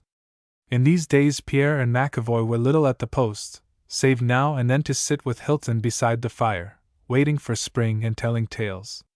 Upon Hilton had settled that peaceful, abstracted expectancy which shows man at his best, as he waits for the time when, through the half-lights of his fatherhood, he shall see the broad fine dawn of motherhood spreading up the world, which, all being said and done, is that place called home. Something gentle came over him, while he grew stouter in body, and in all other ways made a larger figure among the people of the West. As Pierre said, whose wisdom was more to be trusted than his general morality, "It is strange that most men think not enough of themselves till a woman shows them how. But it is the great wonder that the woman does not despise him for it. Quel caractère! She has so often to show him his way like a babe, and yet she says to him, Mon grand homme, my master, my lord. Pshaw! I have often thought that women are half saints, half fools, and men half fools, half rogues. But quelle vie, what life! Without a woman you are half a man. With one you are bound to a single spot in the world, you are tied by the leg, your wing is clipped, you cannot have all. Quelle vie, what life! To this McAvoy said, Spit spat. But what the devil good does all your thinkin' do ye, Pierre? It's argufy here and argufy there, and while you're at that, me and the rest avy us is squeezin' the fun out o' life. Ah, go long wid ye. Why are only a bit o' hell and grammar, anyway? Wid all your cuttin' and carvin' things to see the internals avy thim, I'd do more to the call avy a woman's finger than for all the logic and noology why ever chewed, and there why are, me little tailor o' jurisprudence. To the finger call of Hilton's wife, eh? McAvoy was not quite sure what Pierre's enigmatical tone meant. A wild light showed in his eyes, and his tongue blundered out. Ease, Hilton's wife's finger, or a look avy her eye, or nothin' at all. Acy, ye wasp! Ye'd go stalkin' divils in hell for her yourself, so you would. But the tongue ave, but it's gall to the tip. Maybe my king. But I'd go hunting because I wanted, you because you must. You're a slave to come and to go, with the queen's seal on the promissory. McAvoy leaned back and roared. Ah, that! The rose o' the valley, the joy o' the world! Est Pierre. His voice grew softer on a sudden, as a fresh thought came to him. Did why ever think that the child might be dumb like the mother? This was a day in the early spring, when the snows were melting in the hills, and freshets were sweeping down the valleys far and near. That night a warm, heavy rain came on, and in the morning every stream and river was swollen to twice its size. The mountains seemed to have stripped themselves of snow, and the vivid sun began at once to color the foothills with green. As Pierre and McAvoy stood at their door, looking out upon the earth cleansing itself, McAvoy suddenly said, Ah, look, Pierre! Her white duck off to the nest on Chumpic Hill! They both shaded their eyes with their hands. Circling round 2 or 3 times above the post, the duck then stretched out its neck to the west, and floated away beyond Guyden Hill, and was hid from view. Pierre, without a word, began cleaning his rifle, while McAvoy smoked, and sat looking into the distance, surveying the sweet warmth and light. His face blossomed with color, and the look of his eyes was that of an irresponsible child. Once or twice he smiled and puffed in his beard, but perhaps that was involuntary, or was, maybe, a vague reflection of his dreams, themselves most vague, for he was only soaking in sun and air and life.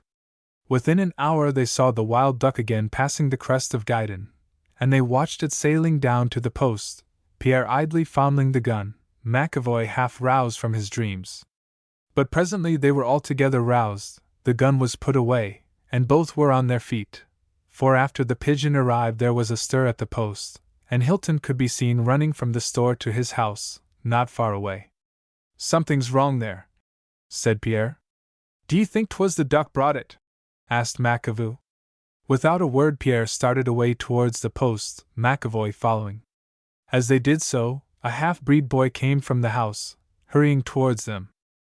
Inside the house Hilton's wife lay in her bed, her great hour coming on before the time, because of ill news from beyond the Guyden. There was with her an old Frenchwoman, who herself, in her time, had brought many children into the world, whose heart brooded tenderly, if uncouthly, over the dumb girl. She it was who had handed to Hilton the paper the wild duck had brought, after Ida had read it and fallen in a faint on the floor. The message that had felled the young wife was brief and awful. A cloud burst had fallen on Chumpic Hill, had torn part of it away, and a part of this part had swept down into the path that led to the little house, having been stopped by some falling trees and a great boulder. It blocked the only way to escape above, and beneath, the river was creeping up to sweep away the little house. So, there the mother and her children waited. The father was in the farthest north, facing death below and above. The wild duck had carried the tale in its terrible simplicity. The last words were, There mayn't be any help for me and my sweet chicks, but I am still hoping, and you must send a man or many. But send soon, for we are cut off, and the end may come any hour. McAvoy and Pierre were soon at the post, and knew from Hilton all there was to know. At once Pierre began to gather men, though what one or many could do none could say. 8 white men and 3 Indians watched the wild duck sailing away again from the bedroom window where Ida lay, to carry a word of comfort to Chumpic Hill. Before it went, Ida asked for McAvoy, and he was brought to her bedroom by Hilton. He saw a pale, almost unearthly, yet beautiful face, flushing and paling with a coming agony, looking up at him, and presently 2 trembling hands made those mystic signs which are the primal language of the soul. Hilton interpreted to him this. I have sent for you. There is no man so big or strong as you in the north. I did not know that I should ever ask you to redeem the note. I want my gift, and I will give you your paper with the Queen's head on it. Those little lives, those pretty little dears, you will not see them die. If there is a way, any way, you will save them. Sometimes one man can do what 20 cannot. You were my wedding gift, I claim you now. She paused, and then motioned to the nurse, who laid the piece of brown paper in McAvoy's hand. He held it for a moment as delicately as if it were a fragile bit of glass, something that his huge fingers might crush by touching. Then he reached over and laid it on the bed beside her and said, looking Hilton in the eyes, "Tell her, the slip avie a saint she is, if the breakin' avie me bones, or the lettin' avie me bloods waddle set all right at Chimpekill, let her mind be acy, ease." Soon afterwards they were all on their way, all save Hilton, whose duty was beside this other danger, for the old nurse said that, like as not, her life would hang upon the news from Chimpekill, and if ill came, his place was beside the speechless traveler on the brink. In a few hours the rescuers stood on the top of Chimpekill, looking down. There stood the little house, as it were, between two dooms. Even Pierre's face became drawn and pale as he saw what a very few hours or minutes might do. McAvoy had spoken no word, had answered no question since they had left the post. There was in his eye the large seriousness, the intentness which might be found in the face of a brave boy, who had not learned fear, and yet saw a vast ditch of danger at which he must leap. There was ever before him the face of the dumb wife. There was in his ears the sound of pain that had followed him from Hilton's house out into the brilliant day. The men stood helpless, and looked at each other. They could not say to the river that it must rise no farther, and they could not go to the house, nor let a rope down, and there was the crumbled moiety of the hill which blocked the way to the house, elsewhere it was sheer precipice without trees. There was no corner in these hills that McAvoy and Pierre did not know, and at last, when despair seemed to settle on the group, McAvoy, having spoken a low word to Pierre, said, "There's one way, and maybe I can and maybe I can't, but I'm fit to try. I'll go up the river to an AC p'int a mile above, get in, and drift down to a p'int below there, then climb up and loose the stuff."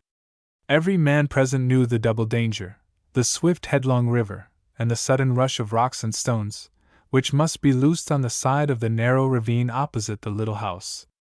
McAvoy had nothing to say to the headshakes of the others, and they did not try to dissuade him, for women and children were in the question, and there they were below beside the house, the children gathered round the mother, she waiting. McAvoy, stripped to the waist, and carrying only a hatchet and a coil of rope tied round him, started away alone up the river. The others waited, now and again calling comfort to the woman below, though their words could not be heard. About half an hour passed, and then someone called out, "Here he comes!" Presently they could see the rough head and the bare shoulders of the giant in the wild churning stream. There was only one point where he could get a hold on the hillside, the jutting bole of a tree just beneath them, and beneath the dike of rock and trees. It was a great moment. The current swayed him out, but he plunged forward, catching at the bole. His hand seized a small branch. It held him an instant, as he was swung round, then it snapped. But the other hand clenched the bole, and to a loud cheer, which Pierre prompted, McAvoy drew himself up. After that they could not see him. He alone was studying the situation. He found the keyrock to the diked slide of earth. To loosen it was to divert the slide away, or partly away, from the little house. But it could not be loosened from above, if at all, and he himself would be in the path of the destroying hill. "AC, Tim McAvoy," he said to himself. "It's the woman and the darlin's avie her, and the rose o' the valley down there at the post." A minute afterwards, having chopped down a hickory sapling, he began to pry at the boulder which held the mass. Presently a tree came crashing down, and a small rush of earth followed it, and the hearts of the men above and the women and children below stood still for an instant. An hour passed as McAvoy toiled with a strange careful skill and a superhuman concentration. His body was all shining with sweat, and sweat dripped like water from his forehead. His eyes were on the keyrock and the pile, alert, measuring, intent. At last he paused. He looked round at the hills, down at the river, up at the sky. Humanity was shut away from his sight. He was alone. A long hot breath broke from his pressed lips, stirring his big red beard. Then he gave a call, a long call that echoed through the hills weirdly and solemnly. It reached the ears of those above like a greeting from an outside world. They answered, "Right, McAvoy." Years afterwards these men told how then there came in reply one word, ringing roundly through the hills, the note and symbol of a crisis, the fantastic cipher of a soul. "M'Guire!" There was a loud booming sound, the dike was loosed, the ravine split into the swollen stream, its choking mouth full of earth and rock, and a minute afterwards the path was clear to the top of Chumpik Hill. To it came the unharmed children and their mother, who from the warm peak sent the wild duck. To the rose o' the valley, which, till the message came, was trembling on the stem of life. But joy, that marvelous healer, kept it blooming with a little Eden bird nestling near, whose happy tongue was taught in after years to tell of the gift of the simple king, who had redeemed, on demand, the promissory note forever. E-text editor's bookmarks. A human life he held to be a trifle in the big sum of time. Fear of one's own wife is the worst fear in the world. He never saw an insult unless he intended to avenge it. Liars all men may be, but that's what vim men or landlords. Men are like dogs. They worship him who beats them. She valued what others found useless. Women are half saints, half fools.